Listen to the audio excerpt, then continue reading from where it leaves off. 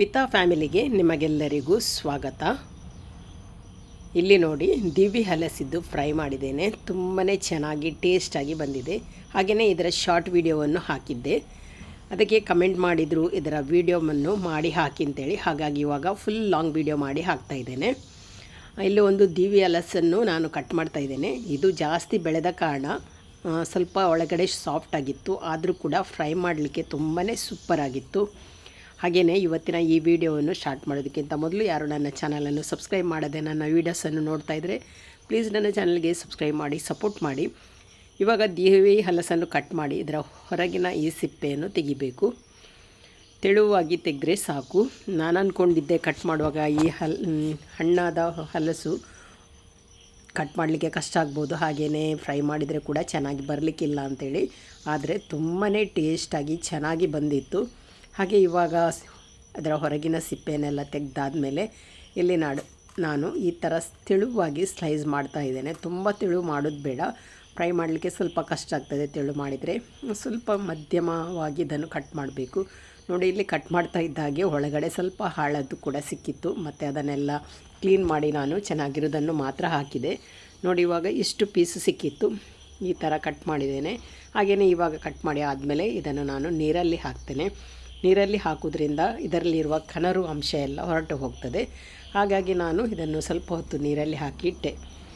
ನೀರಲ್ಲಿ ಹಾಕಿಟ್ಟಾದಮೇಲೆ ಇದಕ್ಕೆ ಬೇಕಾದ ಮಸಾಲವನ್ನು ರೆಡಿ ಮಾಡಿದೆ. ಮಸಾಲೆ ರೆಡಿ ಆಗುವ ತನಕ ನಾನು ಇದನ್ನು ನೀರಲ್ಲಿ ಹಾಕಿ ಆಮೇಲೆ ನಾನು ಇದನ್ನು ತೆಗೆದು ಒಂದು ಪ್ಲೇಟಲ್ಲಿ ಇಟ್ಟೆ. ಯಾಕೆಂದರೆ ಇದರಲ್ಲಿರುವ ಹೆಚ್ಚಿನ ನೀರೆಲ್ಲ ಹೋಗಬೇಕು. ಹಾಗಾಗಿ ನೋಡಿ ಈ ಥರ ತೆಳುವಾಗಿ ಪ್ಲೇಟಲ್ಲಿ ಸ್ಪ್ರೆಡ್ ಮಾಡಿಟ್ಟೆ. ಅಷ್ಟಾಗುವಾಗ ಇದು ಫ್ರೈ ಮಾಡಲಿಕ್ಕೆ ಆಗುವಾಗ ಇದರ ನೀರಿನ ಪಸೆ ಎಲ್ಲ ಹೋಗ್ತದೆ.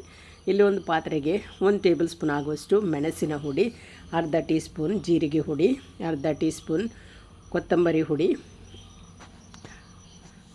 ಎಲ್ಲವನ್ನು ಅರ್ಧ ಟೀ ಸ್ಪೂನ್ ಹಾಕಿದೆ. ಆಮೇಲೆ ಅರ್ಧ ಟೀ ಸ್ಪೂನ್ ಅರಸಿನ, 1 table spoon cornflour, 1 table spoon ಕಡಲೆ ಹಿಟ್ಟು, ಸ್ವಲ್ಪ ಹಿಂಗನ್ನು ಹಾಕಲೇಬೇಕು. ಹಾಗೆಯೇ ರುಚಿಗೆ ತಕ್ಕಷ್ಟು ಉಪ್ಪು ಹಾಕಿ ಆದಮೇಲೆ ಇಲ್ಲಿ ನಾನು ಒಂದು ಅರ್ಧ ಟೀ ಸ್ಪೂನ್ ಆಗುವಷ್ಟು ವಿನೆಗರನ್ನು ಹಾಕ್ತೇನೆ. ವಿನೆಗರ್ ಹಾಕಲೇಬೇಕು, ಆವಾಗ ಒಂದು ಒಳ್ಳೆ ಟೇಸ್ಟ್ ಬರ್ತದೆ. ಆಮೇಲೆ ಇದಕ್ಕೆ ಸ್ವಲ್ಪ ಜಿಂಜರ್ ಗಾರ್ಲಿಕ್ ಪೇಸ್ಟ್ ಹಾಕಿ ಸ್ವಲ್ಪ ನೀರು ಹಾಕಿ ಇದನ್ನು ನಾನು ಮಿಕ್ಸ್ ಮಾಡಿಕೊಳ್ತಾ ಇದ್ದೇನೆ. ಸ್ವಲ್ಪ ನೀರು ಹಾಕಿ ಇದನ್ನು ಮಿಕ್ಸ್ ಮಾಡಿಕೊಳ್ಬೇಕು. ಒಮ್ಮೆಲೇ ಜಾಸ್ತಿ ನೀರು ಹಾಕಿದರೆ ತೆಳುವಾಗಿ ಬಿಟ್ಟರೆ ಮತ್ತು ನಮಗೆ ಫ್ರೈ ಮಾಡಲಿಕ್ಕೆ ಕಷ್ಟ ಆದಿತ್ತು. ಹಾಗಾಗಿ ಸ್ವಲ್ಪನೇ ನೀರನ್ನು ಹಾಕ್ತಾ ಹಾಗೆಯೇ ಈ ಕಡಲೆ ಹಿಟ್ಟೆಲ್ಲ ಗಂಟಿಲ್ಲದ ಹಾಗೆ ಚೆನ್ನಾಗಿ ಮಿಕ್ಸ್ ಆಗಬೇಕು. ಹಾಗೆ ಇನ್ನು ಸ್ವಲ್ಪ ನೀರು ಹಾಕಿ ನಮಗೆ ಫ್ರೈ ಮಾಡಲಿಕ್ಕೆ ಯಾವ ಥರದ ಮಸಾಲ ಬೇಕು ಅಷ್ಟು ದಪ್ಪವಾಗಿ ಮಸಾಲವನ್ನು ಇಲ್ಲಿ ರೆಡಿ ಮಾಡ್ತಾ ಇದ್ದೇನೆ. ಇವಾಗ ನೋಡಿ, ಇದನ್ನು ಇನ್ನೂ ಚೆನ್ನಾಗಿ ಮಿಕ್ಸ್ ಮಾಡಬೇಕು. ಕಡಲೆ ಹಿಟ್ಟಿದ್ದು ಗಂಟೆಲ್ಲ ಏನೂ ಉಳಿಬಾರ್ದು. ಗಂಟು ಉಳಿದರೆ ನಮಗೆ ಫ್ರೈ ಮಾಡುವಾಗ ಅಷ್ಟು ಚೆನ್ನಾಗಿ ಬರಲಿಕ್ಕಿಲ್ಲ. ಹಾಗಾಗಿ ಗಂಟಿಲ್ಲದ ಹಾಗೆ ಇದನ್ನು ಚೆನ್ನಾಗಿ ನಾವು ಮಿಕ್ಸ್ ಮಾಡಬೇಕು. ಇವಾಗ ನೋಡಿ ರೆಡಿ ಆಯಿತು.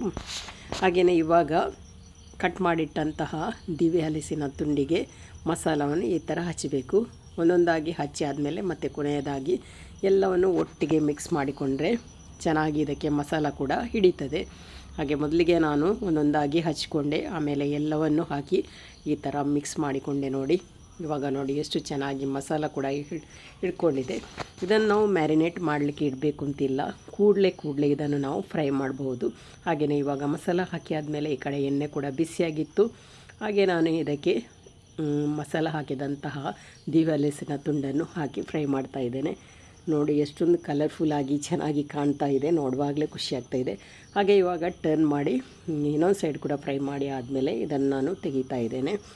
ಹಾಗೆ ತುಂಬಾ ಟೇಸ್ಟಾಗಿ ಚೆನ್ನಾಗಿ ಬರ್ತದೆ. ನಮಗೆ ದಿವಿ ಹಲಸಿದ್ದು ಪದಾರ್ಥ ಮಾಡಿ ಅದನ್ನು ತಿನ್ನಲಿಕ್ಕೆ ಇಷ್ಟ ಇಲ್ಲ ಅಂದರೆ ಈ ಥರ ನಾವು ಫಿಶ್ ಫ್ರೈ ಮಾಡಿದ ಹಾಗೆ ಮಾಡಿ ತಿಂದರೆ ತುಂಬಾ ಸೂಪರಾದ ಟೇಸ್ಟ್ ಬರ್ತದೆ. ಹಾಗೆಯೇ ಇದು ಸ್ವಲ್ಪ ಹಣ್ಣಾಗ್ತಾ ಬರ್ತಿತ್ತು. ಹಾಗಾಗಿ ಇದರ ಟೇಸ್ಟ್ ಅಂತೂ ಡಿಫ್ರೆಂಟಾಗಿ ಸೂಪರಾಗಿತ್ತು. ಹಾಗೆಯೇ ಇವತ್ತಿನ ಈ ಒಂದು ಸಿಂಪಲಾದ ರೆಸಿಪಿ ವಿಡಿಯೋ ನಿಮಗೆ ಇಷ್ಟ ಆಗಿದೆ ಅಂತ ಅಂದ್ಕೊಳ್ತೇನೆ. ಇದು ಒಬ್ಬರು ಕಮೆಂಟ್ ಮಾಡಿದ ಕಾರಣ ನಾನು ಈ ವಿಡಿಯೋವನ್ನು ಹಾಕಿದ್ದು. ಹಾಗೆಯೇ ಇವತ್ತಿನ ಈ ಒಂದು ಸಿಂಪಲಾದ ಚಿಕ್ಕದಾದ ಸುಲಭವಾಗಿ ಮಾಡಬಹುದಾದಂಥ ರೆಸಿಪಿ ವಿಡಿಯೋ ನಿಮಗೆ ಇಷ್ಟ ಆಗಿದೆ ಅಂತ ಅಂದ್ಕೊಳ್ತೇನೆ. ಇಷ್ಟ ಆದರೆ ಲೈಕ್ ಮಾಡಿ, ಶೇರ್ ಮಾಡಿ, ಅದೇ ರೀತಿ ಸಬ್ಸ್ಕ್ರೈಬ್ ಮಾಡೋದರ ಮೂಲಕ ಚಾನಲ್ಗೆ ಸಪೋರ್ಟ್ ಮಾಡಿ. ಇನ್ನೊಂದು ವಿಡಿಯೋದೊಂದಿಗೆ ಸಿಗ್ತೇನೆ. ಅಲ್ಲಿ ತನಕ ಬಾಯ್.